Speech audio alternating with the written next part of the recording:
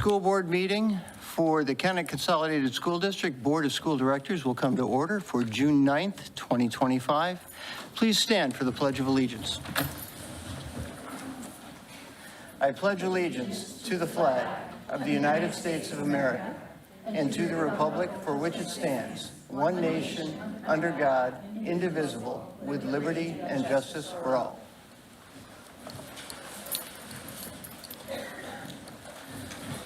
Thank you. Mr. Tracy, may we please have the roll? Mr. Bowden? Mrs. Creel? Here. Mr. Kramer? Present. Mr. Finnegan? Here. Dr. Garrett? Here. Mrs. Golden-Miarki? Present. Mr. Cronenberg? Here. Dr. McVeigh? Here. Ms. Myers? Present. Thank you, Mr. Tracy. Mr. Bowden is unable to be here tonight. First item on the agenda is approval of the regular meeting minutes from our meeting held May 12th, 2025. The recommended action is that the board accept and approve the minutes of that meeting. May I please have the motion? So moved. Finnegan. Thank you. A second? Second. Dr. Garrett. Any discussion? All in favor, please say aye. Aye. Any opposed? Any abstentions? The motion is carried. We move to public comment for agenda items. I know we have a number of people here for this public comment period. It was brought to my attention earlier today that some of you who are in the early public comment period may instead wish to be in the late public comment period. If that's the case, please just indicate that and we'll move you to the later public comment period. That being said, the guidelines for public comment are that please hold your comments to 5 minutes. Please address the item to which the agenda item is intended towards, which is in this case a Greenwood Assistant Principal or the Greenwood other items. And with that, I will call to the microphone, and Mr. Tracy, please help with the microphone. First up is Ms. Maureen Keach of Chadds Ford.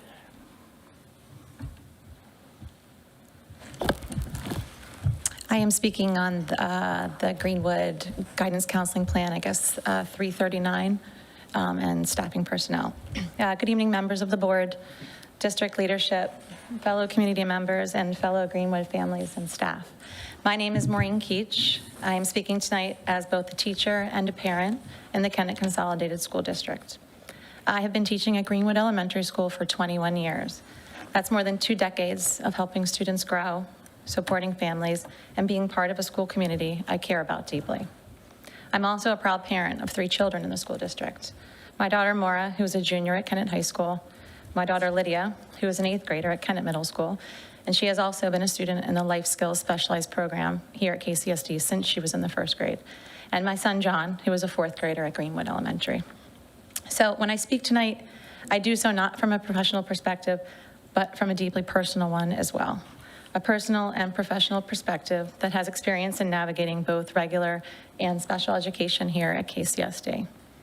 I understand that there will be new business presented here tonight regarding the district's guidance plan, or the 339 plan.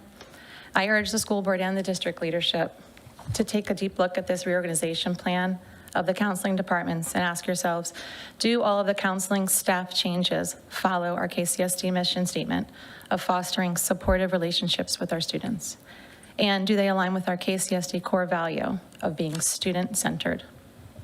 On June 2nd, the staff at Greenwood Elementary received an email notifying us that our school guidance counselor, Tia Ennis, would be transitioning to Kennett High School next year, and taking her place will be a counselor from the high school. I see on Ms. Marcella's HR personnel report for this evening that Tia Ennis is not listed on that report under the changes of assignment category. However, as of this evening, it is my impression that still remains in place, that staffing change. I'm not sure why it's not listed on the personnel report, but nonetheless, that is why I'm here speaking tonight. I want to express my strong concern about this decision to transfer our elementary guidance counselor, Tia Ennis. While I know that Tia will bring value and heart to any building she's in, I believe this move is a mistake, especially right now. Tia Ennis has served Greenwood Elementary for 14 years. For 14 years, she has been a pillar in our building. She has built deep trust, relationships with our students, staff, and families, as you can see tonight by the crowd that's here supporting. She is not just a counselor. She is the person our children turn to when they're anxious, sad, angry, confused, or overwhelmed. She is their safe space, their calm in the storm, their steady support in a world that often feels uncertain. And right now, our school is facing more change and uncertainty than ever.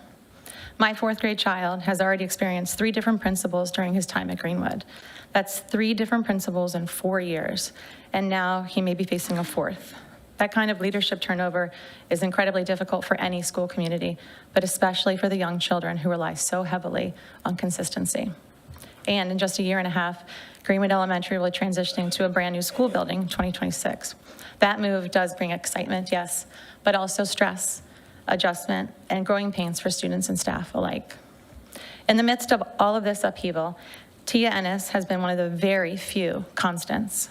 She knows our kids, she knows their stories, she knows their struggles, and she has shown up for them day after day and year after year with compassion, wisdom, and unwavering dedication.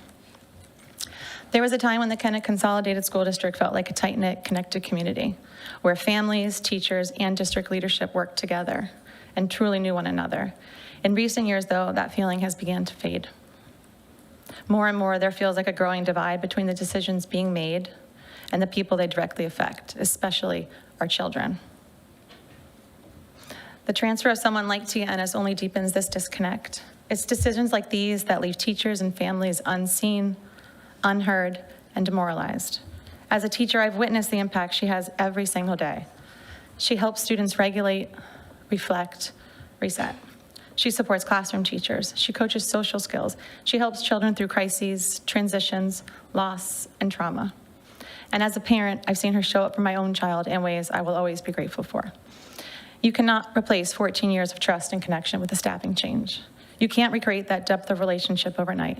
And while I do understand that personnel connections have to be made across the district, I ask you to think about the real life, human impact this particular change will have on our children, on our staff, and on the culture of our school. This is not just a routine move. It is a profound loss to a school that is already navigating instability. And for our youngest learners who are still developing emotional resilience and a sense of safety at school, this decision will have lasting effects. So I ask you, sincerely, respectfully, and as someone who has devoted her career and her family to this district, I have always believed that they serve the child first, until now. Please reconsider this transfer. I'm sorry. Give our students the continuity they deserve. Let them keep the relationships that help them feel safe, supported, and seen, especially at a time when so much else is changing around them.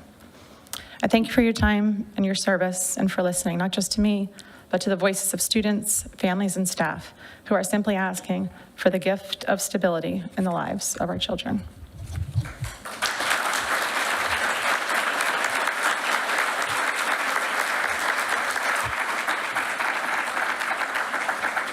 Ms. Keach, thank you for your remarks. I should have mentioned that the role of the board in public comment is to listen. The board will not be responding to comments or to questions during the public comment if those come up.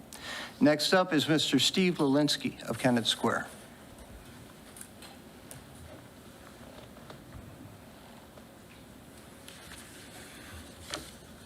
Good evening.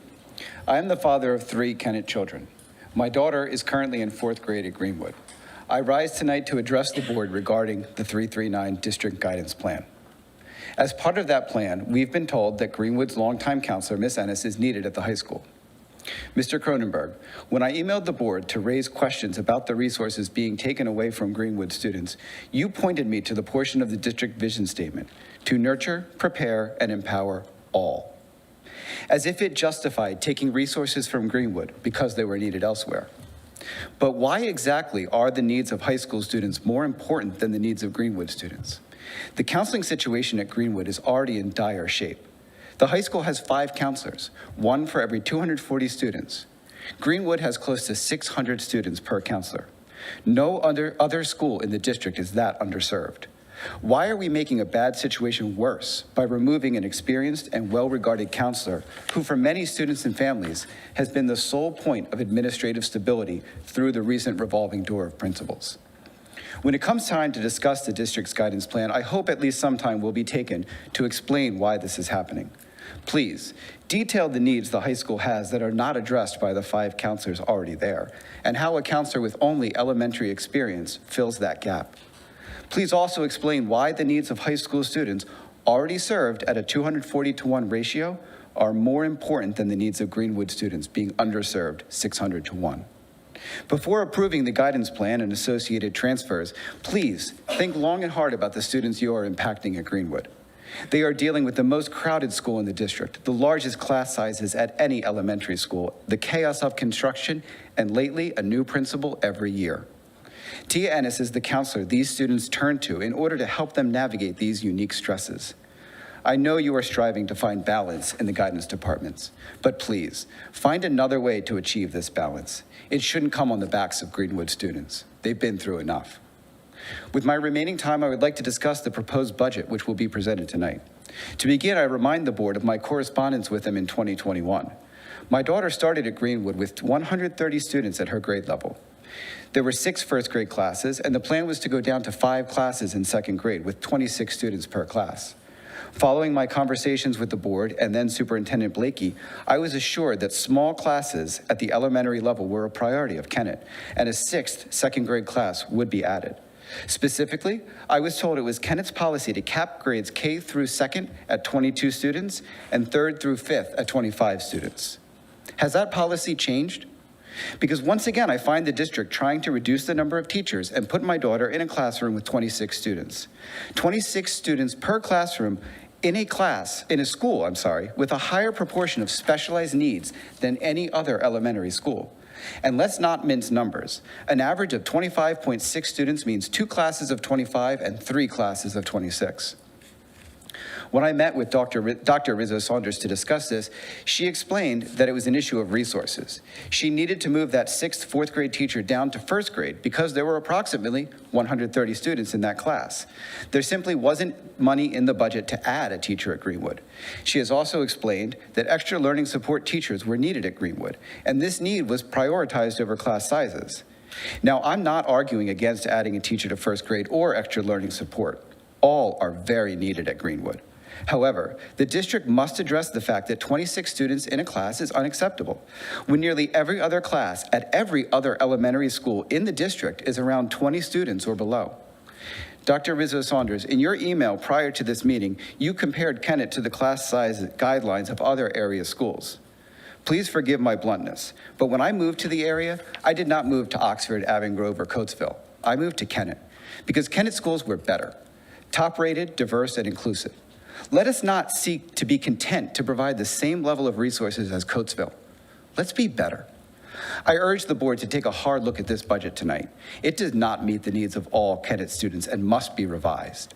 The proposed budget includes over $4.5 million for other objects. That's more than double what the district spent on other objects last year.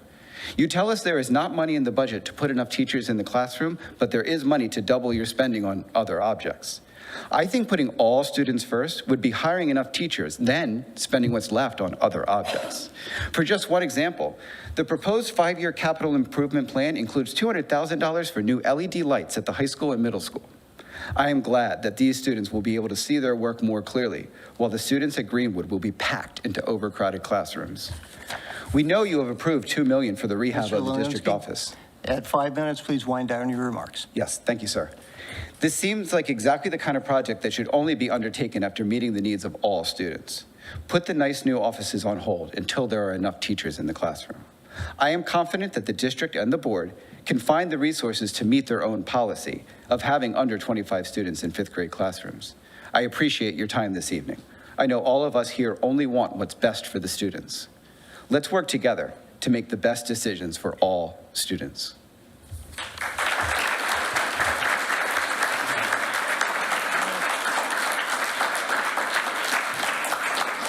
Mr. Lewinski, thank you. We next turn to Ms. Colleen Corrado of Kennett Square. Good evening. Thank you for having me. My name is Colleen Corrado. I am a proud parent in the KCSD community. I have 3 children, Sloan, who's entering 8th grade at KMS, Trey, who is entering 5th grade at Greenwood, and Emerson, who's currently at Mary D. and will be in first grade at Greenwood. I'm just telling you a little background about my family. My husband, he went to Greenwood. He graduated from KHS in 1995. He's very active with the Kennett High School Senior Leadership Program. And our family company, Corrado Construction, is a very large supporter of After the Bell and the Kedgen Education Foundation. So we are buried into this community, and that's not going to change. But I'd first like to express my strong and sincere disagreement with the proposed transfers of Tia Ennis and Catherine Roden out of Greenwood Elementary. These two women are cornerstones of our school's daily operations and culture. Removing them would be a major loss for students, staff, and families alike. Tia Ennis is a constant and trusted presence at Greenwood. Tia was the first faculty member my family met when we joined the district in 2018. We walked through the doors with our oldest daughter for her new student orientation at Greenwood, and she was the first face we saw. Through leadership changes, she remains a consistent, calming, and supportive presence. Her deep knowledge of the Greenwood community and commitment to our children is irreplaceable. Tia plays a key role in resolving peer conflicts, fostering a positive school environment. She's a trusted adult that students rely on at Greenwood. Through situations like bullying and a difficult family transitions and circumstances that has happened in my house as well. My greatest concern is replacing Tia with somebody who is taking on a new complex position with no experience at Greenwood.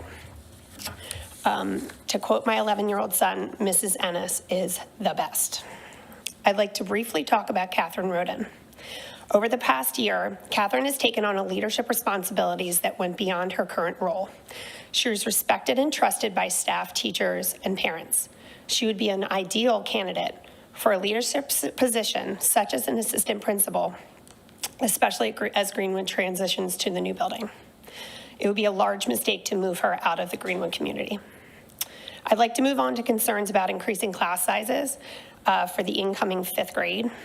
The current plan is reducing the amount grade level teachers from 6 to 5, like everyone stated, raising class sizes to 26 plus students per class.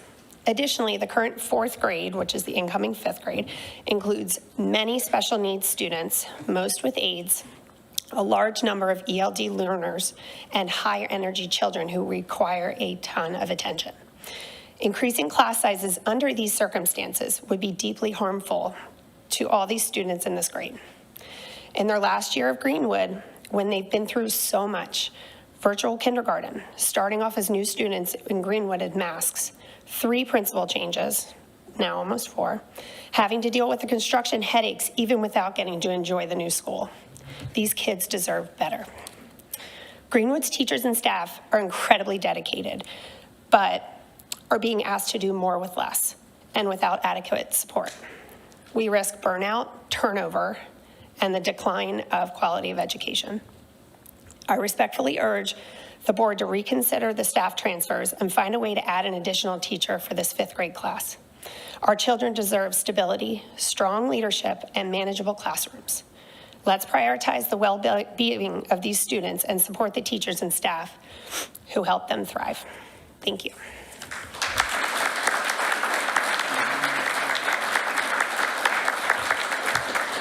Ms. Corrado, thank you for your remarks. Next up is Ms. Monica Strausser of Kennett Square. Good evening, Dr. Rizzo-Saunders, Mr. Cronenberg, members of the board and the community. My name is Monica Strausser, and I'm a parent at Greenwood Elementary. I'm here tonight because I'm concerned about several proposed changes that I believe will harm, not help our students, especially at a time when they're already being asked to adjust to so much. First, I urge you not to reassign Tia Ennis, our school counselor, unless this is a move she has requested herself. The counseling reorganization plan has been communicated vaguely, but I hope you'll weigh the real relationships and trust that our students depend on every day. Mrs. Ennis has made a profound impact on my child and many others. In a building where leadership and staff roles have seen significant change, as others have said, 3 principals in 4 years, she has provided continuity and has been a steady, trusted presence. That's no small thing to a child. If the goal is balance, I ask you to consider that removing a strong, effective counselor from a community that relies on her does not create balance. It creates instability. Second, I strongly oppose the plan to reduce 6 fourth-grade classes down to 5 in 5th grade next year. My child is a rising 5th grader. That would raise the class sizes to a minimum of 26 students, too large for effective teaching and too big to support the social and emotional needs of children at such a pivotal age. With construction already disrupting their learning environment, this feels like one more burden placed on students and teachers. It's a disservice to kids who need more support and not less. As others said, let's remember, these kids were the COVID kindergartners. They didn't get a real kindergarten, and their 1st grade was still heavily disrupted. These kids have had an uphill climb, and they need more support, not fewer teachers, not bigger classes. Third, I'm asking for transparency and a real plan for how our district is preparing for growth. Greenwood is already the largest elementary school. Our community is growing, new housing is coming. Are we prepared? Are we truly balancing students and services across the district, or just squeezing classrooms where we can? Class size and staffing shouldn't be solved like a numbers game. It should be guided by equity and what's best for our students.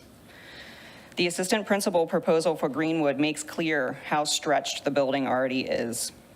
It describes how even adding a dean of students wasn't enough to support the school's size and complexity. That's the context that we're working in, and yet we're talking about larger classes and potential counselor transfers. Please take a step back and look at the full picture. Keep trusted staff like Mrs. Ennis where they're valued, protect small classes and maintain 6 5th-grade classes, and plan now, not later, for the growth that we all know is coming. Our children only get one shot at elementary school. Let's give our kids a school experience that helps them thrive, not just get by. Thank you.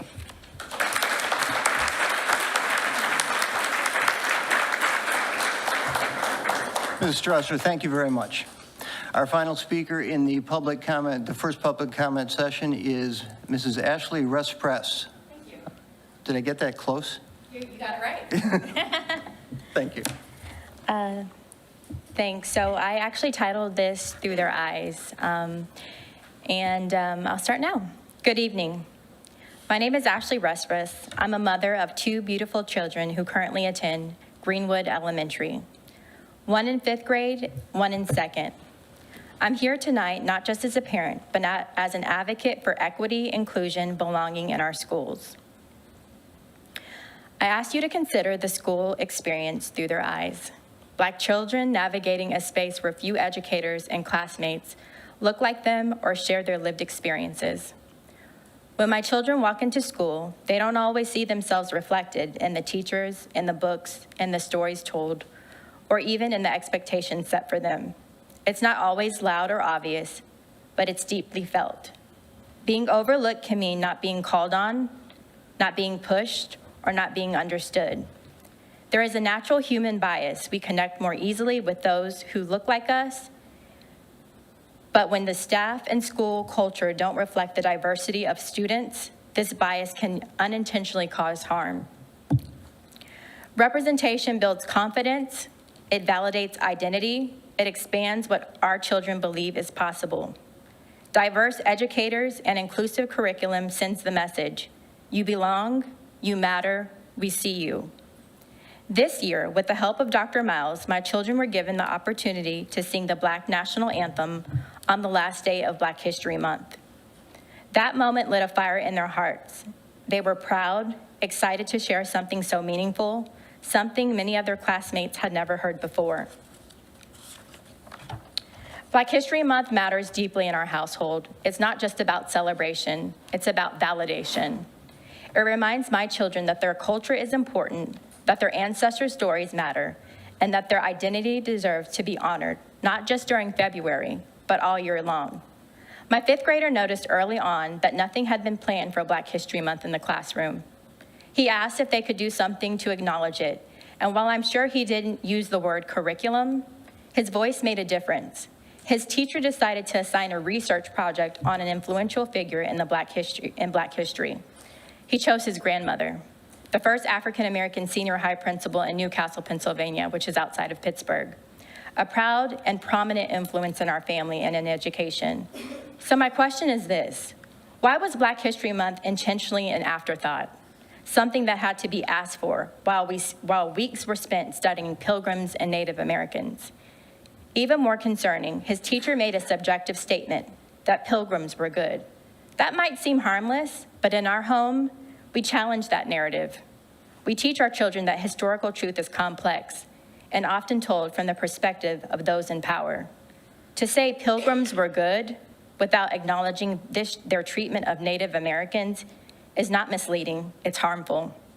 I'm not asking for blame, I'm asking for balance, for curriculum and conversation that are inclusive, accurate, and representative of all students and their histories. My children deserve that, and every child does also.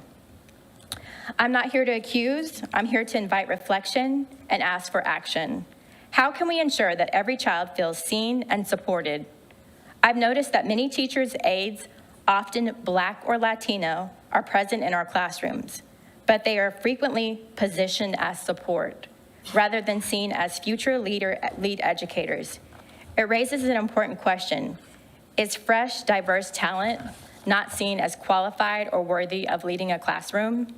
We have to challenge the perception that these individuals are only to assist, when in reality, many may have the passion and ability and potential to teach and lead. Should we encourage that? Representation at the front of the classroom matters just as much as who is supporting it.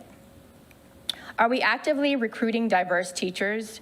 Are we equipping our staff with the tools and training that we need to grow cultural competence? Are we choosing curriculum and materials that reflect all students, stories, and lived experiences? Or are we prioritizing excessive testing, especially this year, at the expense of meaningful, truthful education just to make sure our district shines on the PSSA?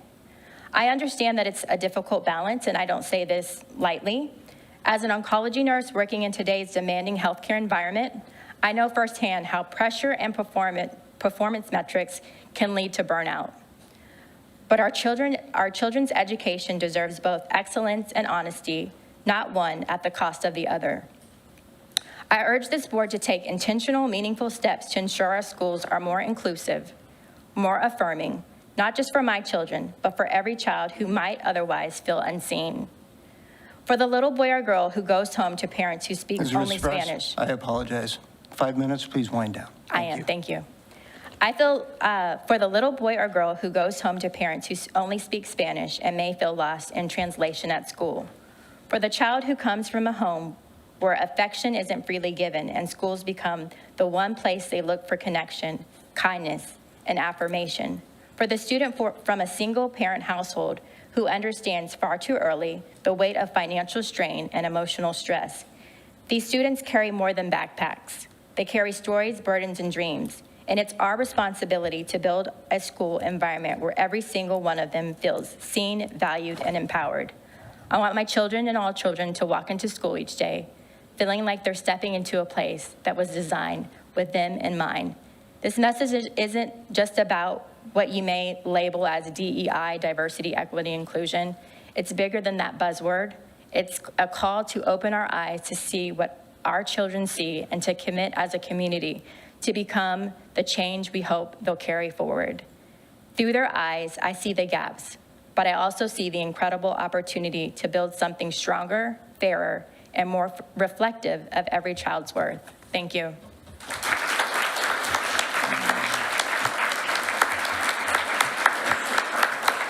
Mrs. Restrepo, thank you very much. And thank you to all of you who spoke and indeed all of you who are here.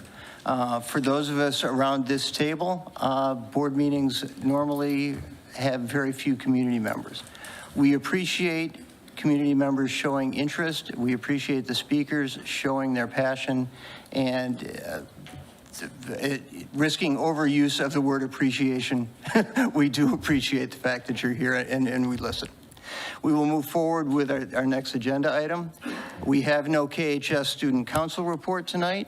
We have a superintendent's update. Dr. Rizzo-Saunders. So we are continuing to move forward with our profile of a graduate. So we did send out a survey. We did receive over 600 responses. The majority felt that it was comprehensive. And what the major suggestion we got was that we categorize it. So that is what we have begun to do, and this is where the work is today. We have found 5 categories. They are academic and digital literacy, which at its core is about obviously our core academic subjects, as well as making sure that students are ready for a digital world. We also have communication and collaboration, really looking at both how you communicate interpersonally, but also communicate with others, and how you prepare yourself and participate in diverse teamwork. The third category are personal skills and development. We want students to have a growth mindset, knowing that they can continue to work at something. Self-management, knowing how to create a time schedule for themselves, as well as their understanding what it takes to develop and continue their own well-being. We want our students to be globally aware and engaged in their community. This includes civic responsibility, leadership, and cultural awareness. And finally, we want them to be responsible and lifelong learners, focusing on continuous improvement and work ethic. So obviously under those are some of the other pieces. Our next steps for this is from June 12th to June 16th. We will be taking this work and this feedback, and we will be working on that with our staff. We'll be talking about grade span and grade level work. We will be talking about our instructional commitment or our instructional models. So if these are the things that we want students to know and be able to do when they graduate, how do we instruct them in a way that is the result? And then finally, cornerstone projects. So we'll be working and across grade K-12 to talk about what is a cornerstone project and what are the commitments that we are willing to make to help make those happen. And that is my report for this month. So lots of work going into the graduate profile, lots of work still to do. Thank you, Dr. Rizzo-Saunders. Any questions or comments for Dr. Rizzo-Saunders? Hearing none, and we will move to the facilities report. Mr. Bryce.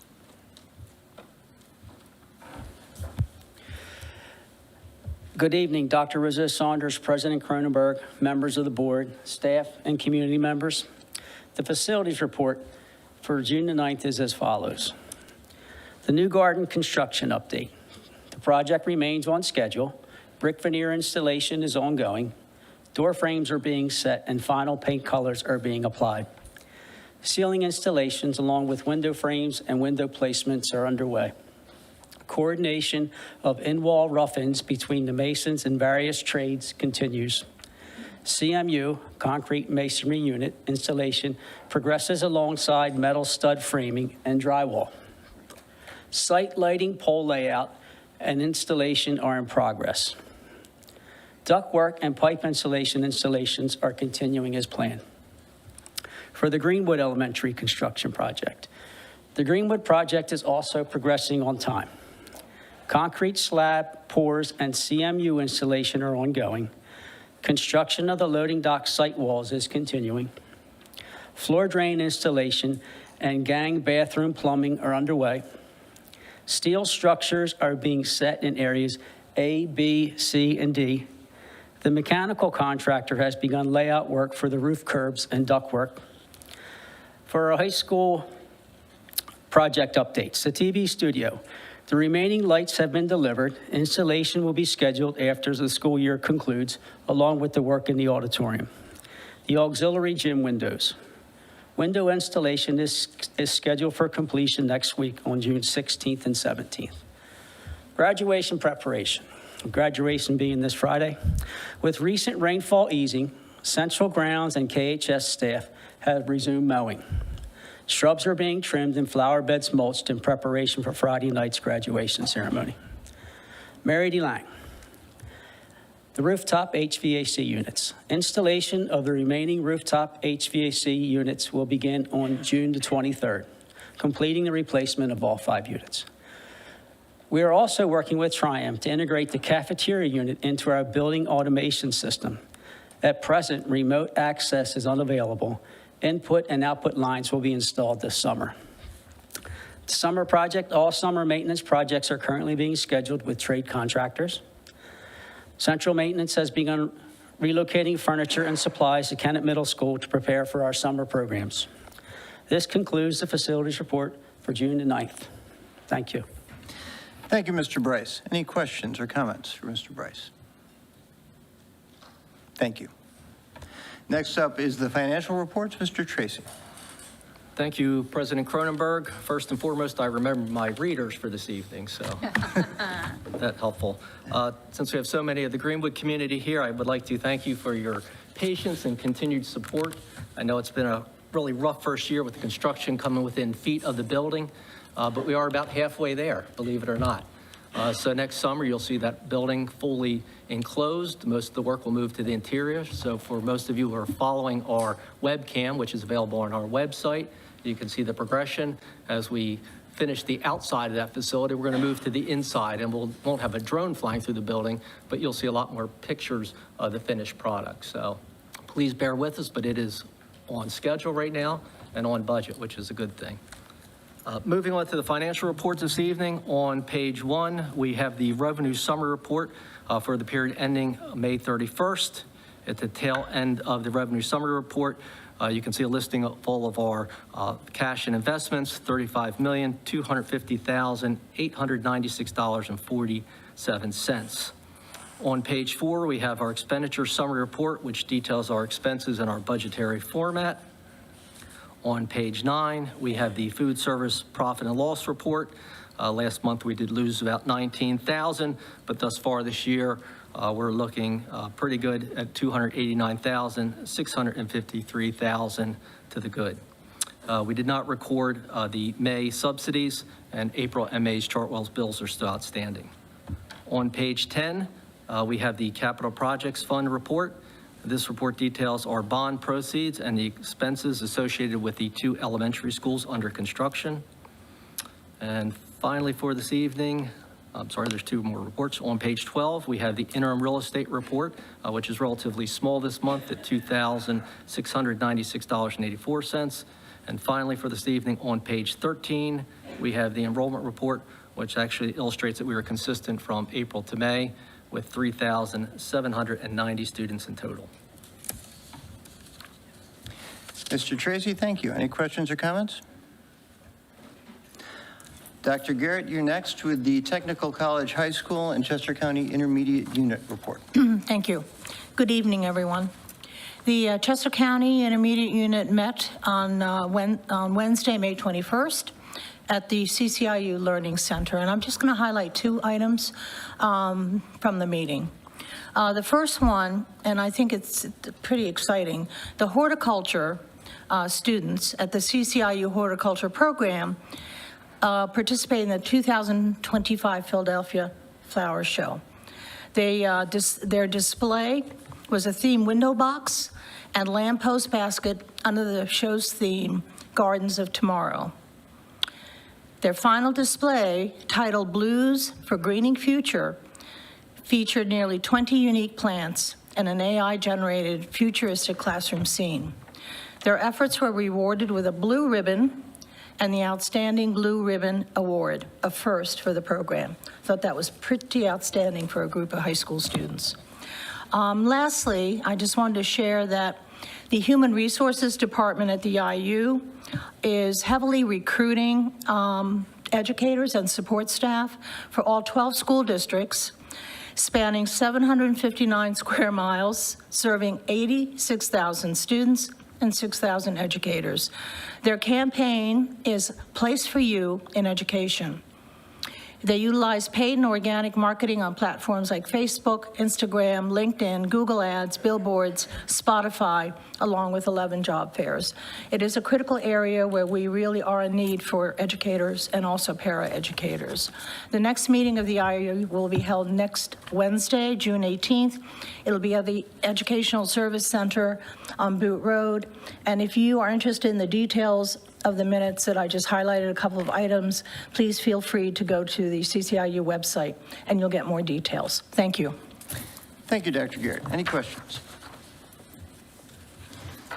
Hearing none, we have no report this month from the Chester County School Authority or from the Chester County School Board Legislative Council. We moved back to Dr. Garrett for the Curriculum Committee report.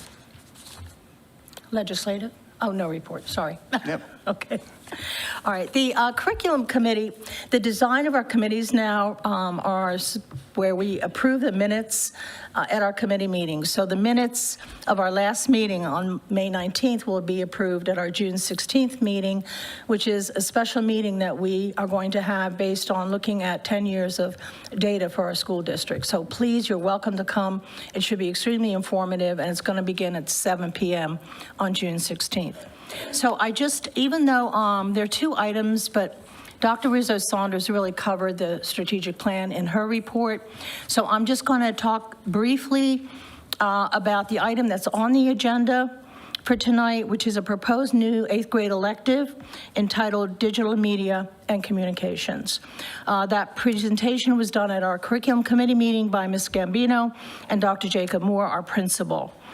Now, they also have coordinated heavily with the high school so that this program will be a great transition for students going from 8th grade on to the high school if they want to continue with that particular elective. We did ask a couple questions which we thought were important to ask the team from the middle school. First of all, the demand. What were they going to do with the high demand? So they are offering 3 sections of the class. And what they will be eliminating will be the keyboarding in grade 8. That will no longer be offered. They are collaborating with Mr. Scott Bosch from the high school. They've reviewed the curriculum with him, and as I said, there'll be a great transition from the 8th grade program to the high school if students choose to have that elective when they get to the high school.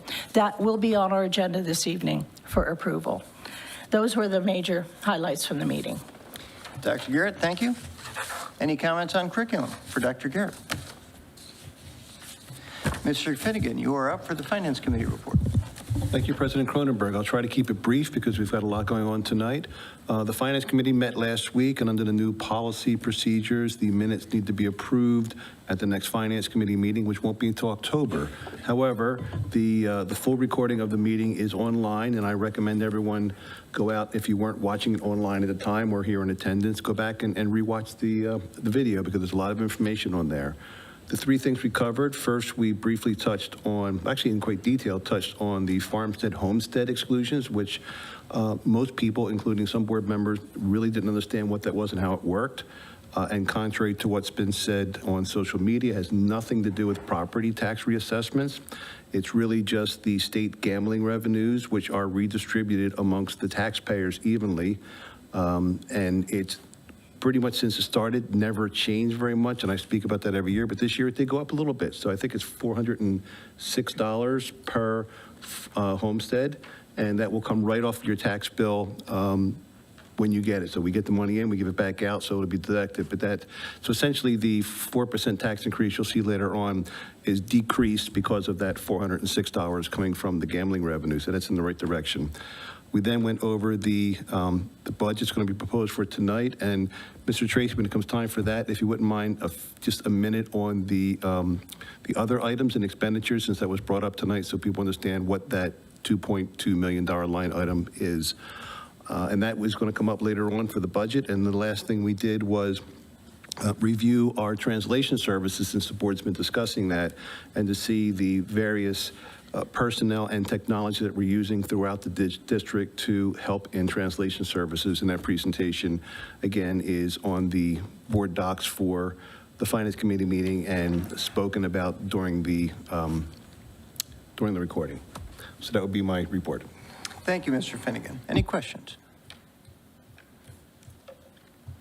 We move to the Policy Committee report. Mr. Kramer. Thank you, Mr. President.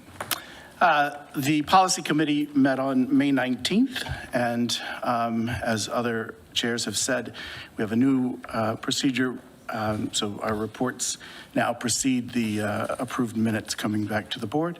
I did provide a written report that I hoped would be at least an introduction for members of the board to participate in the discussion of 4 policies that we voted unanimously to bring forward to the board with a recommendation that each of them be passed. It was a substantive and I think quite extensive conversation, and I will provide some highlights as we get closer to those, with the expectation that any member of the board who wishes to discuss could participate at that point. Thank you. Thank you, Mr. Kramer. We do have 4 policies on our agenda tonight. Any questions for Mr. Kramer? Hearing none, I move to the Communications Committee report. Mr. Bowden is unable to join us tonight. I will mention that we did have a Communications Committee meeting this month at which we discussed district branding and how the district will move forward with its marketing materials and annual report materials and website. We move now to our routine business area. The first item on routine business is the personnel report. Ms. Marcella. Good evening, President Cronenberg, Dr. Rizzo Saunders, and members of the board and community. This evening, I would like to present for you the personnel report for June 9th, 2025. I would like to take a moment to recognize Joanne Connolly, who is on our board to recognize her retirement after 22 years of service to Kennett Consolidated School District here at the Mary D. Lang Kindergarten Center.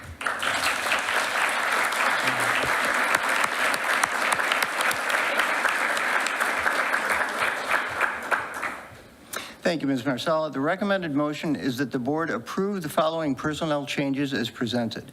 All personnel hires are contingent upon securing required certification. May I please have the motion? Move to approve all changes as presented. Thank you, Mr. Kramer. A second? Second, Myers. Thank you, Ms. Myers. Discussion? Hearing none, I will second your congratulations to Ms. Connolly. That's a long time of service, and we appreciate her time here with the Kennett Consolidated School District. On the motion, all in favor, please say aye. Aye. Any opposed? Any abstentions? The motion is carried. Next up is item 4.2, the bill lists. Mr. Tracy. Thank you, Mr. Cronenberg. We have the usual and customary items for the bill list this evening. All the information is found on board docs. On page 2, we have the general operating bill list for the period of May 13th through this evening in the amount of $3,435,704.20 and an additional $3 million in payroll disbursements. The PNC procurement card activity is listed on page 1718, and Mr. Finnegan has been provided with a detailed report of the procurement card use. On page 19, we have the athletic fund bill list for the month of May, which represents payments for officiating for our male and female spring sports in the amount of $2,161.50. On page 21, we have the internal service fund, which represents our self-insured health care for medical, prescription, and dental in the amount of $565,364.80.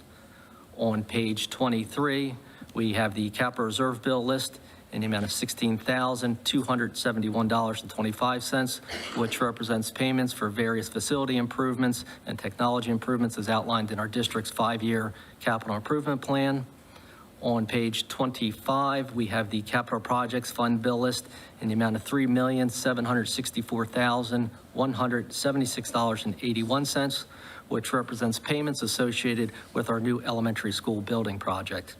And finally, for this evening, on page 28, we have our food service fund bill list in the amount of $169,480.90. Thank you, Mr. Tracy. The recommended motion is that the board approve the bill lists. May I please have the motion?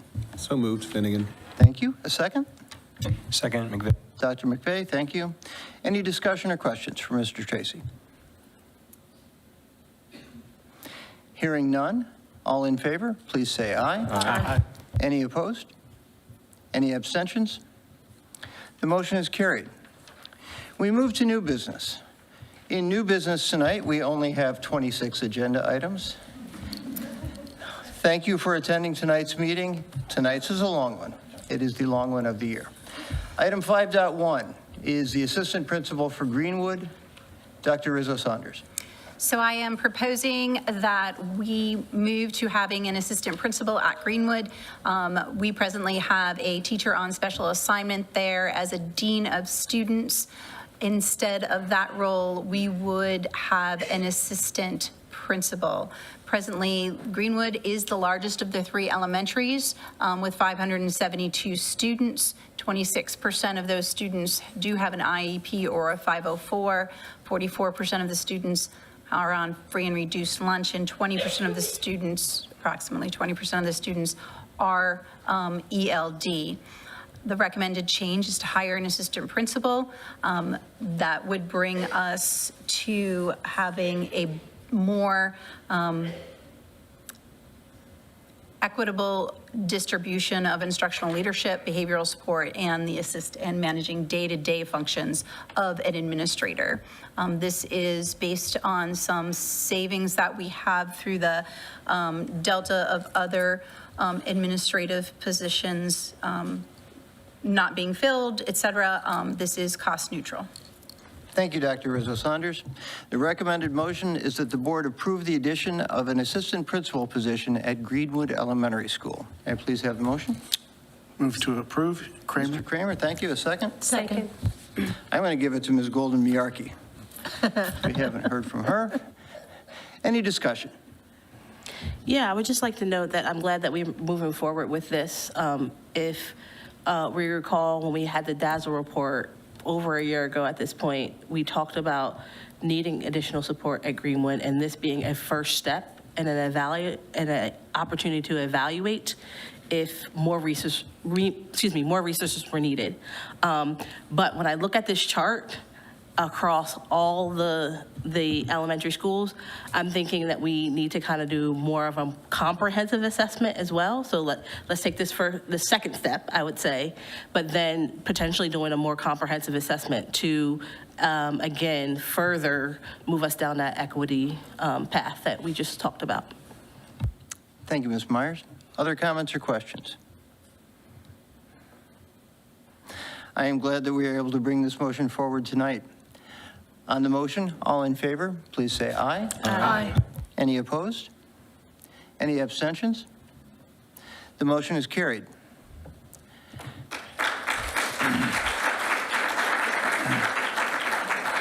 I have it on good authority that the position may be posted as early as tonight. Item 5.2, the district school counseling program. I have an informational statement. Throughout the 2024-2025 school year, the administration has been reviewing counseling services and supports currently offered within the district. As we begin the process of the reviewing and revising the district's guidance plan, also known as the 339 plan, the district is moving forward with a reorganization plan for the school counseling department in an effort to ensure a balance of skills and experience at each level, i.e. elementary, middle, and high school. Administration will continue to meet with individual school counselors, and any transfers will be made in accordance with School Board Policy 309. Any discussion? That's an informational item, and no board action is required. We move to item 5.3, the separation agreement. Dr. Rizzo Saunders.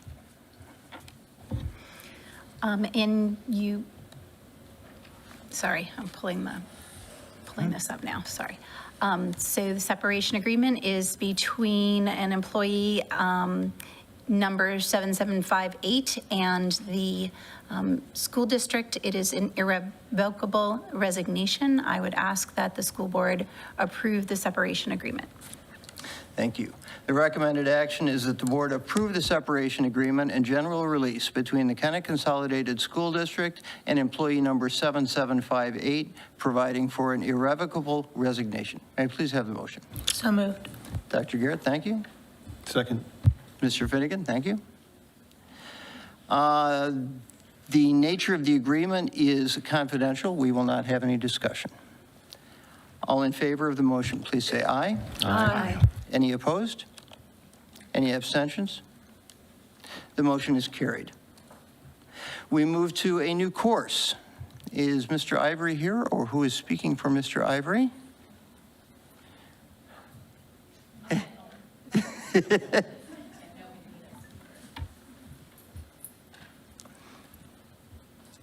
This is a new course in digital media and communications, and Ms. King will speak. That button. All right. Hello.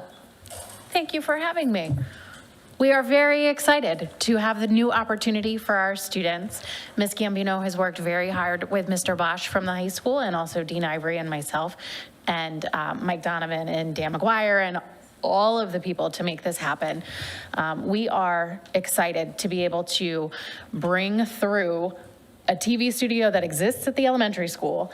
We will now have a new refreshed program, if approved, at the middle school that supports the work that they're doing at the high school that, ironically enough, my son got to participate in this year, and it's fantastic.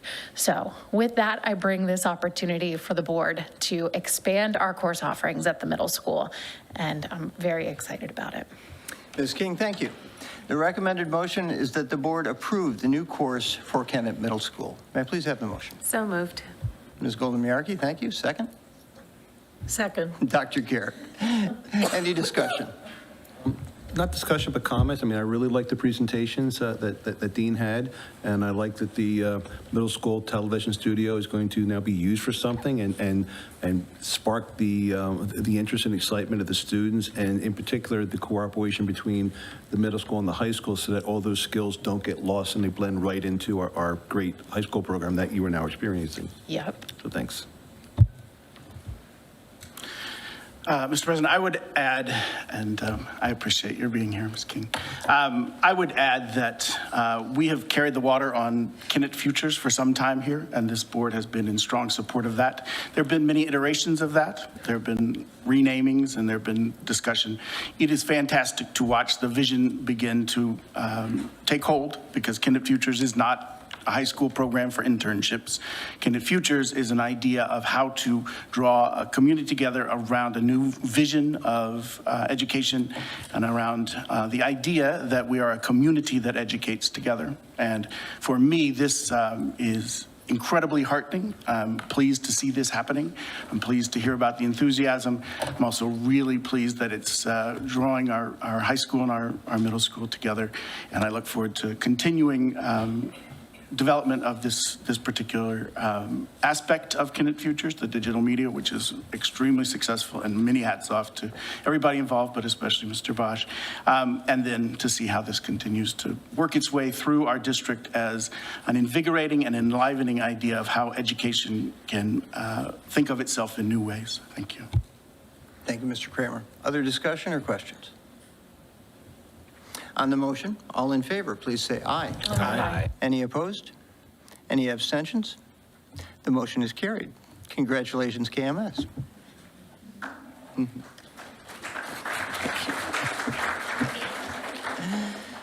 We move to item 5.5. We are moving into policies. Ms. Marsala, you will be presenting?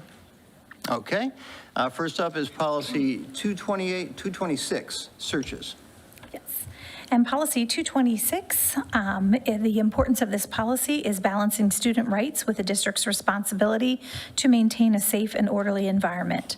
This revised policy will be incorporated into the Student Code of Conduct. Thank you, Ms. Marsala. The recommended action is that the board approve the above section of board policy and adopt it as policy, rescinding and declaring void all previous policies or portions thereof to the extent that they are inconsistent with this policy. May I please have the motion?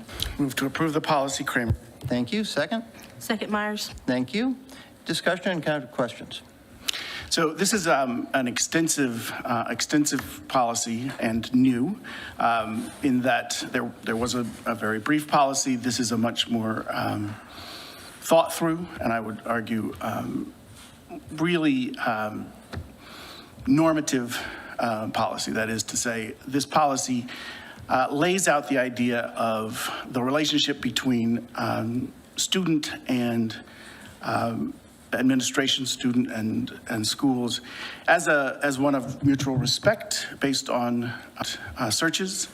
And we are adopting a standard, which is the standard for essentially constitutionally based privacy, meaning you have the right to be free of searches without individualized, reasonable, articulable suspicion. And that sounds like a lot, but what it does do, and I think you saw this in Dr. Rizzo-Saunders' presentation, what it does do is it follows through on the idea of us as a civic institution, and on the idea of us as an institution where, and you'll see this in a moment, we can ask our students to participate, we can ask our faculty, our staff, our parents, everybody involved to participate as in school as a civic activity. And I think that really moves us forward dramatically, because what it does is to say we are engaged in democratic practice based on the kind of respect that should be exercised between every individual in a democratic society. So I see this as both practically very important. That is, this protects our students, this protects actually our administrators, our teachers, by laying out with great clarity what searches have to be. And then on the other hand, it also puts everybody in a position where we can begin to move forward as a kind of a civil society in ourselves. That all sounds very heady, but it absolutely is a dramatic step forward. I'll note there was a lot of discussion around things like generalized searches, around things like searches on the basis of consent. And there's further work to be done here because these are very complicated and thought-provoking ideas. But in general, I'm just dramatically grateful to Ms. Jones and to the other members of the staff who've worked on this. And I do believe that this is an enormous step in the right direction. Thank you. Thank you, Mr. Kramer. Other comments or questions? On policy 226, searches. All in favor, please say aye. Aye. Any opposed? Any abstentions? The motion is carried. We move to policy 235, student rights and responsibilities. Ms. Marcella. Yes, policy 235 is a new policy.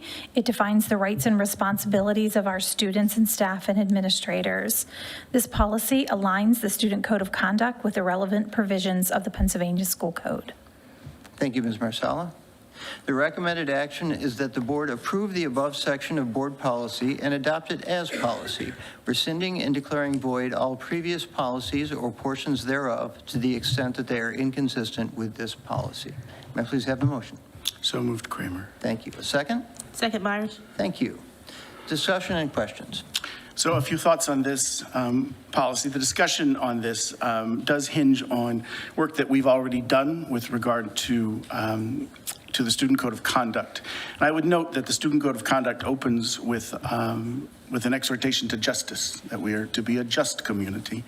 What I very much like about this policy, and again, my appreciation to those who brought it forward, this does call on every member of the school community to act in terms of their fulfilling their responsibilities, and also we respect the rights of individuals. Those are both really important, and in keeping with the previous policy and with those that are going to follow, I think this sets the stage for us to follow through on really a vision of how our community fits together that I believe to be sound, thoughtful, and I think it's, again, a big leap forward. So thank you. Thank you, Mr. Kramer. Other questions or discussion? On policy 235, student rights and responsibilities. All in favor, please say aye. Aye. Any opposed? Any abstentions? The motion is carried. We move to policy 236, the student assistance program. Ms. Marcella. Thank you. Policy 236, and while this is a new policy, it is not a new program. The administrative team noted that the Student Assistance Program, the SAP as it is referred to, is referenced in several existing board policies and has recommended the development of a dedicated board policy to formally outline the district's commitment to supporting students facing mental health and/or substance abuse challenges. Thank you, Ms. Marsala. The recommended action is that the board approve the above section of board policy and adopt it as policy, rescinding and declaring void all previous policies or portions thereof to the extent that they are inconsistent with this policy. May I please have the motion? So moved, Kramer. Thank you. A second? Second. Thank you, Ms. Golden-Miyarki. Discussion and questions. And again, in keeping with my role of chair of the committee that's issuing the recommendation to take this up. The SAP program, which has gotten a lot of attention recently in keeping with this board's direction and with the general direction of the district towards additional mental health supports, additional behavioral health supports, and in general, I think a humane and thoughtful approach to supporting our students. The SAP program needs to be a policy because it is a center of our district. And I say that as strongly as I can, that the SAP program is the center of our intent in terms of where we go. That is, you could have a punitive approach, you could have a supportive approach. SAP is an organized, thoughtful, well thought through approach. And again, I'm very grateful to Ms. Jones, to Dr. Rizzo-Saunders, to all who have worked so hard in trying to make sure that our district responds to needs as needed. Thank you. Thank you, Mr. Kramer. Other discussion or questions? On policy 236, the Student Assistance Program. All in favor, please say aye. Aye. Any opposed? Any abstentions? The motion is carried. We move to policy 146.1, trauma-informed approach. Ms. Marsala. Thank you. Policy 146.1 is a newly developed standalone policy. This policy provides a framework for implementing trauma-informed approaches in our schools to support students and staff. Thank you. The recommended motion is that the board approve the above section of board policy and adopt it as policy, rescinding and declaring void all previous policies or portions thereof to the extent that they are inconsistent with this policy. May I please have the motion? So moved, Kramer. That's the second. Second, Carrillo. Ms. Carrillo, thank you. Discussion and questions. I think we have all heard about all of the things that are happening in these policies already, and I think it's important to note that these are policies following up on extensive discussion that this board has had within committees and also as a board, and also through a series of actions that we've taken, especially to support, so in this case, trauma-informed training. This also is a move in the right direction, and you'll note all four of these policies are substantive, are thoughtful, have broad implications, and lay out an approach that I think we can be held accountable for, that's transparent, and that sets a tone for what our community is supposed to be about. Trauma has long been ignored as an issue. Ms. Myers, during the discussion of this particular one, asked that we change one word, which was, says trauma may affect the educational environment, and Ms. Myers, who's a public health professional, requested that that be changed to trauma does affect. So trauma affects the educational environment. And that to me was exactly right. This is where we need to be centered. It's in keeping with the past the last policy and the other policies we're passing. These are really seeking to write down, to establish, to make sure that our policies reflect what it is that we do and the best version of us.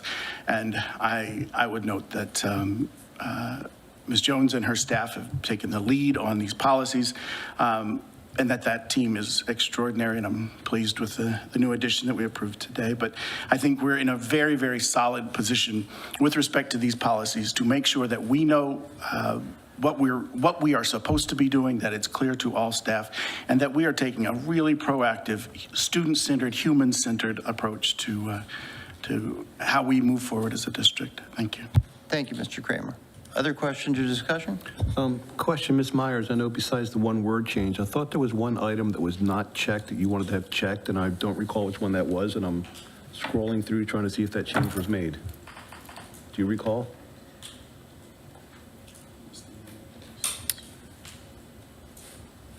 Yes. Yeah. The local law. Yep, it Yeah, the was- local law enforcement, LEA participation in additional training was checked. Okay.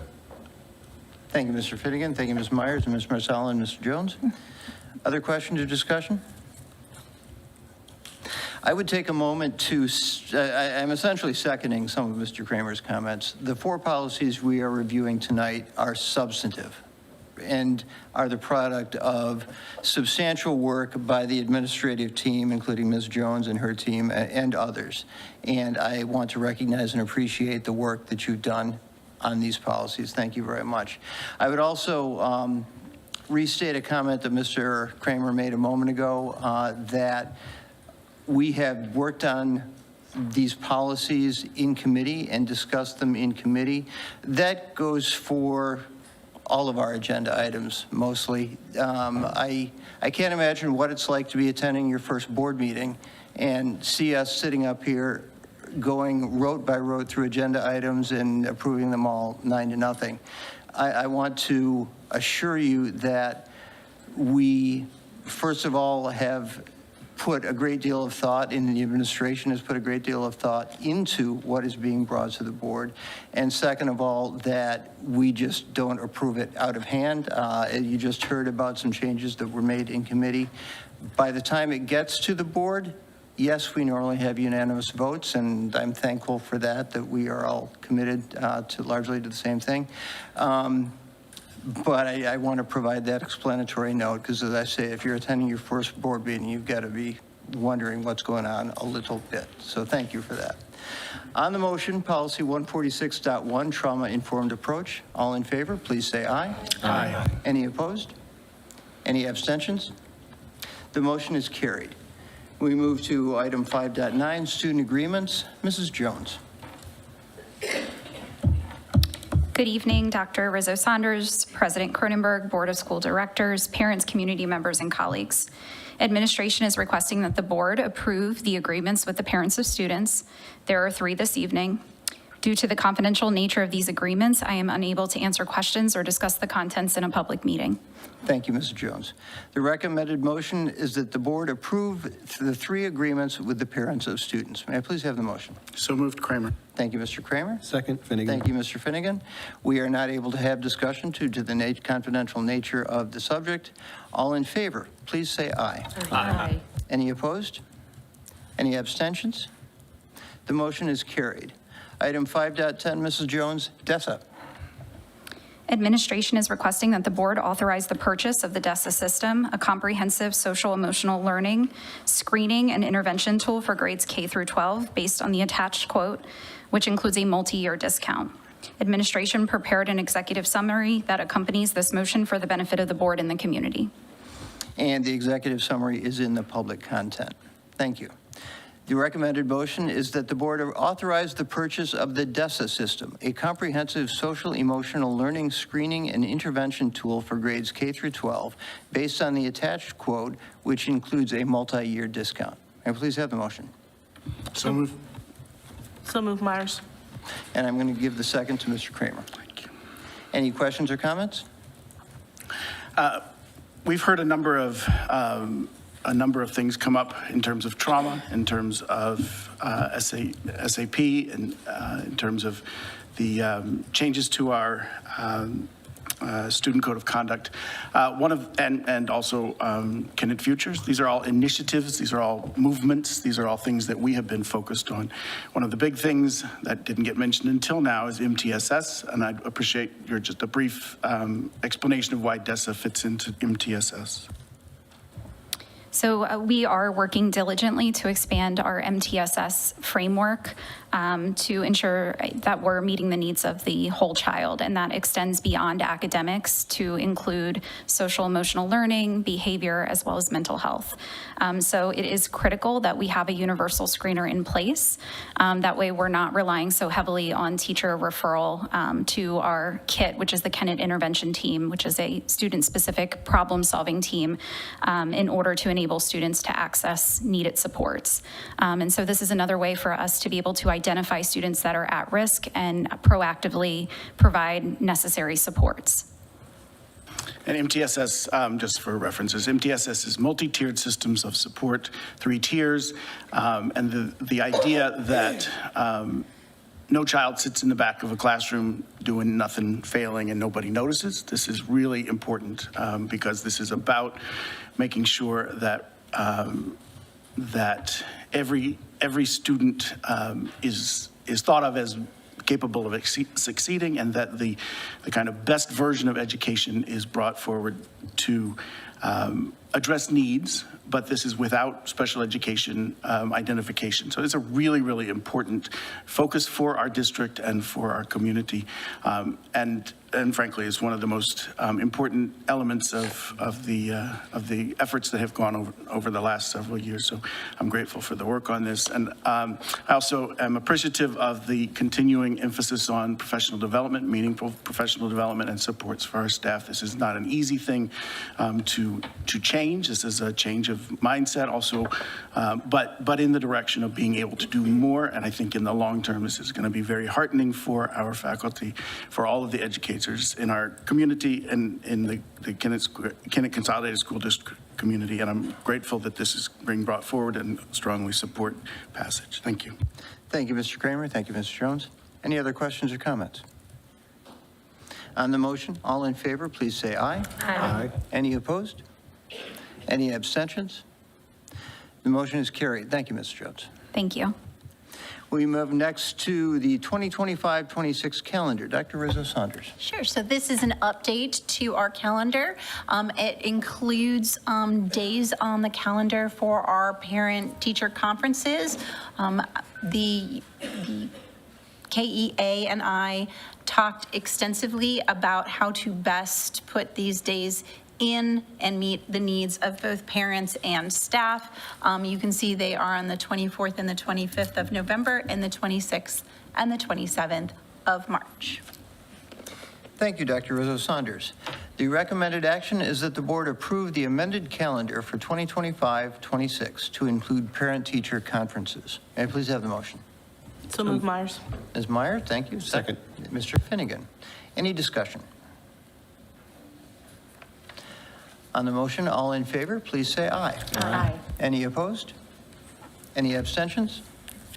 The motion is carried. Dr. Rizzo Saunders, item 5.12, potential trip to China. Yes. Mr. Batten, do you want to come on up too? So Mr. Batten and I have put together a proposal for a potential trip to China. That proposal is in your packet. I do want to highlight a couple of things. So we were approached by Eddie Tang, who works oftentimes with our teachers to take teachers to China to teach English. The partnership that we are involved in that does that is interested in hosting a student trip to China with the hope that we will be able to build relationships across our vast geography and geopolitical positions. So I am going to stop there and let Ryan take some of this too. It is very, very exciting. It is exciting. And so I think it's exciting for the folks that don't know me. I'm Ryan Batten. I'm the choir director at the high school. And when we were approached with this opportunity, it was more than just a music tour of going abroad and singing and coming back, but rather a way of more of a cultural exchange and creating global awareness that our students would be able to experience firsthand, not only broadening their worldview, but to sort of foster a greater appreciation for that global diversity. It's often said that music is a universal language, and we would get to witness that firsthand. So the opportunity that was presented to us was for 60 members of our choir to travel abroad for about a week, 9 days inclusive of the travel, for this coming school year, with the very exciting thing that the funding has been secured and is covered. So the only things that our students would be required to contribute are from the bus from our high school to the airport, and then any travel insurance. But the rest of the trip is entirely covered. And their passports and visas. Oh, and passports and visas. Thank you, Dr. Rizzo Saunders. Thank you, Mr. Batten. So Potentially, the dates for this are November 7th to November 15th or 16th? Yeah. 16th, 15th. I think we would get back the 16th. So it's a very exciting opportunity.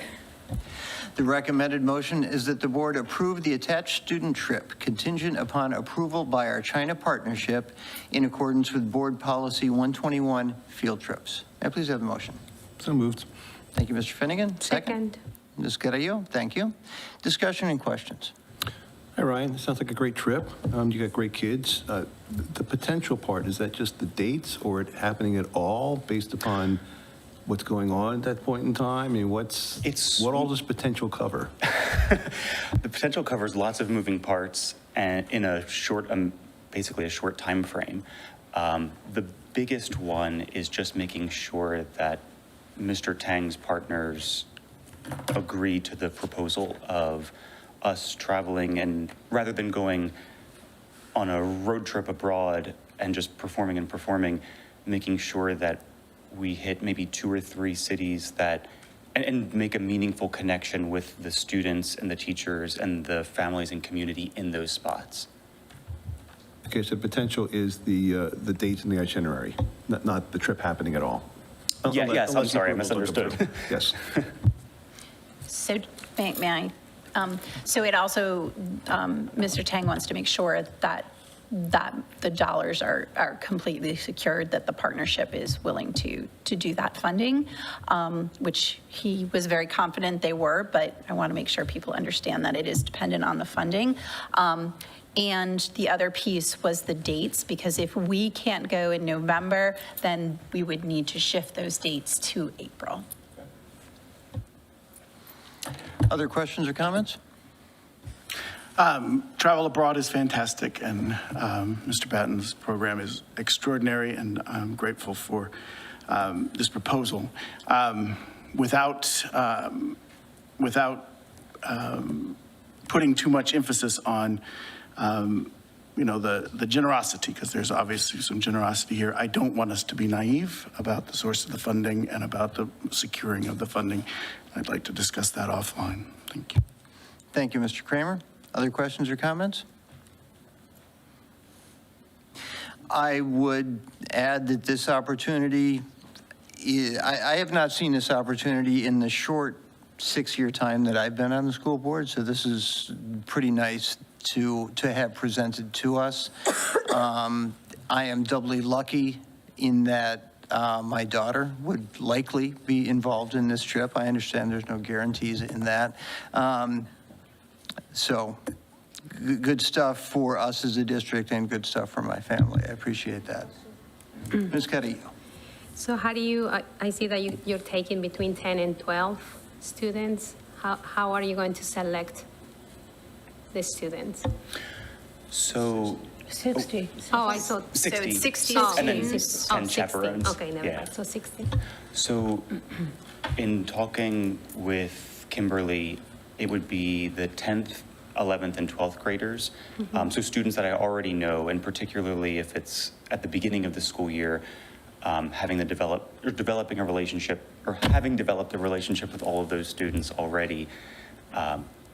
And our total numbers are about 90, but when you take out the graduating seniors and the incoming freshmen, the 60 numbers is just about spot on, where I don't believe it'll be an issue of having to turn folks away. Ryan, how many chaperones would you need to take? 10.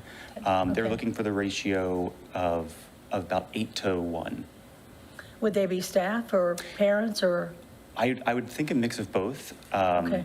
Both either music teachers as well as teachers that have gone on Mr. Tang's China trips before for his summer camps, and then have had that experience already, and then open it up from there.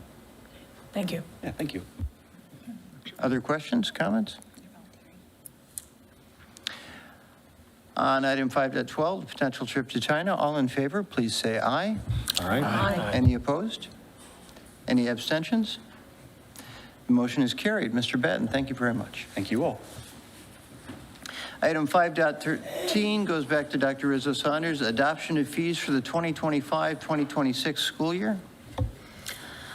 You can see in the public content the list of fees for school events to be held during the 2025-2026 school year. And it's my understanding that these are unchanged from They the have current not school year. changed.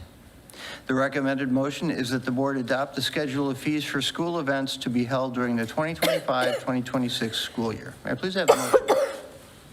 So moved, Myers. Thank you. A second?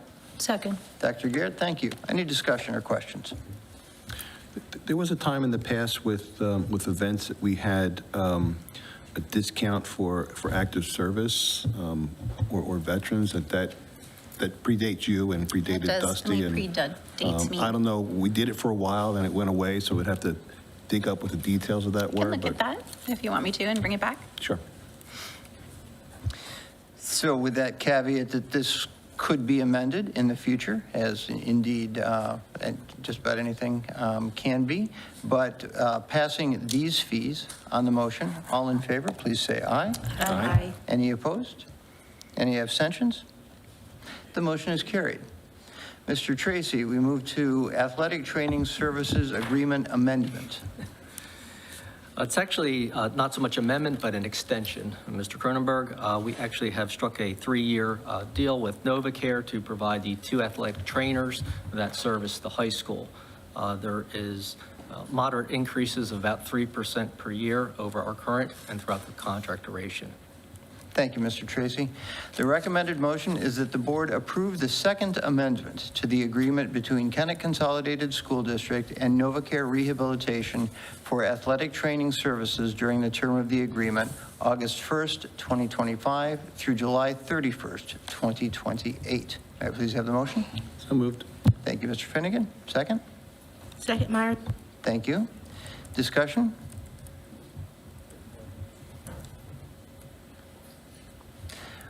All in favor, please say aye. Aye. Any opposed? Any abstentions? The motion is carried. Mr. Tracy, are you the Construction Management Services presenter? I am. All right, we turn it over to you again. All right, this evening we are asking for the board's consideration to approve the contract for construction management services associated with the district office expansion and renovation project. That project has about a 13-month window. The board did approve $1.7 million worth of contracts to 4 contractors at the May meeting. CHA is working as the construction management firm in both of our elementary schools at a significantly higher dollar value than this. This represents a little over 10% of the construction cost.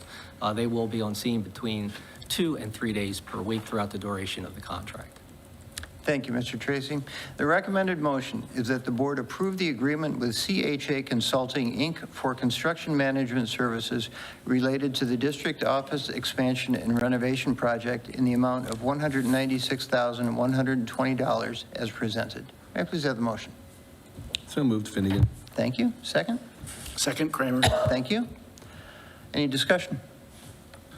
Just that I would ask people who haven't heard about this project at the district office go back to the, I think it was in finance meetings, where it was discussed where right now there are administrative staff scattered amongst different remote offices and some in trailers, and to get them all into a centralized location where they can effectively and efficiently work together to service our students. And that's what that whole project is about. Thank you, Mr. Finnegan. Other questions or comments? All in favor, please say aye. Aye. Any opposed? Any abstentions? The motion is carried. Mr. Tracy, we're going to be with you for a while. We move to the 2025 to 2030 Capital Reserve 5-year plan. Okay, this evening for your approval at the February Finance Committee meeting, Mr. Bryce gave a comprehensive review of the 5-year capital reserve plan. Once again, the capital reserve fund is restricted to equipment purchases and construction-related improvements to our facilities. Therefore, you cannot pay salaries, benefits, nor any type of instructional materials out of this fund. What you really will be approving this evening is the first of the 5 years. That will allow us to build the bid packets and hire contractors to fulfill the needs as outlined in that year one throughout the course of this year.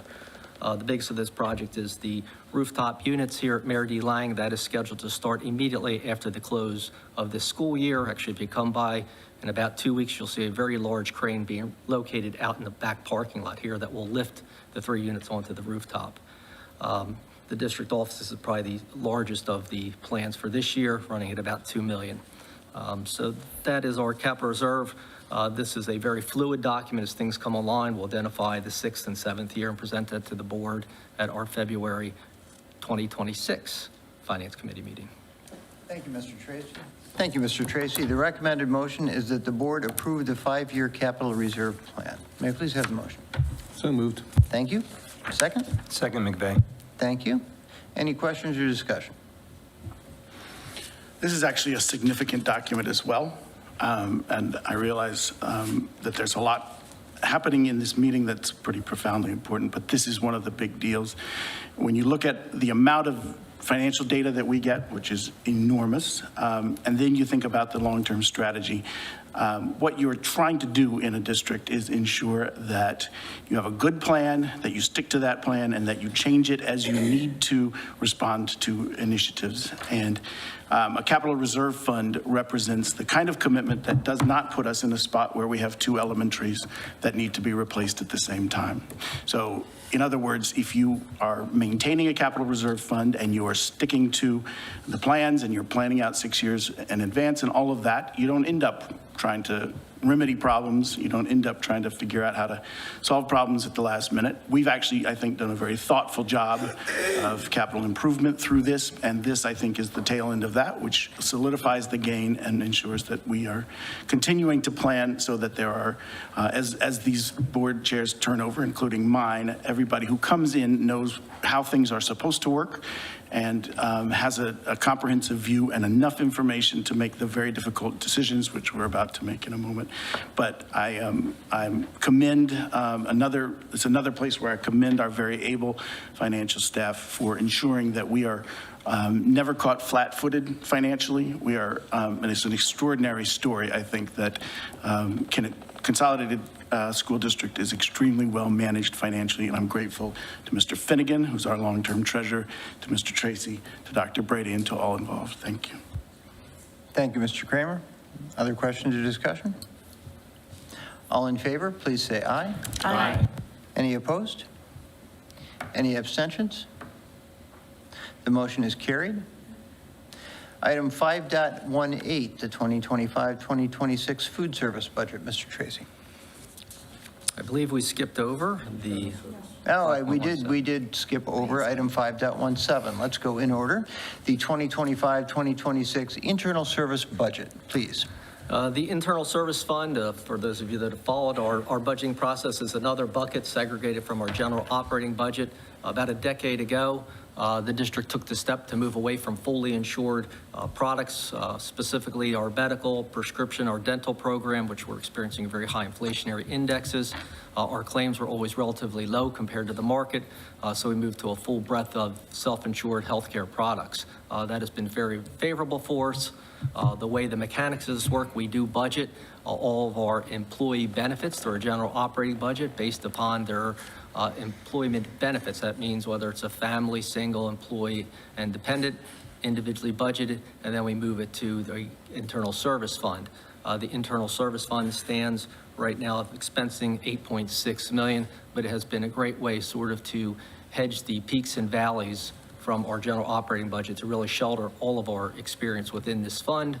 We do shop not only for the providers, that's the network providers such as Independence Blue Cross and Delta Dental and Caremark for our prescription, but we also buy our own stop-loss coverage and corridors to protect the district from expensive claims such as $1 million. So our actual stop loss is set at 250. The first several claims hit what is known as a corridor, but this has been a very effective model for the last decade plus. Thank you, Mr. Tracy. The recommended motion is that the board approve the internal service budget in the amount of $8,614,394. May I please have the motion? So moved. Thank you. A second? Second. Thank you. Questions or discussion? All in favor, please say aye. Aye. Any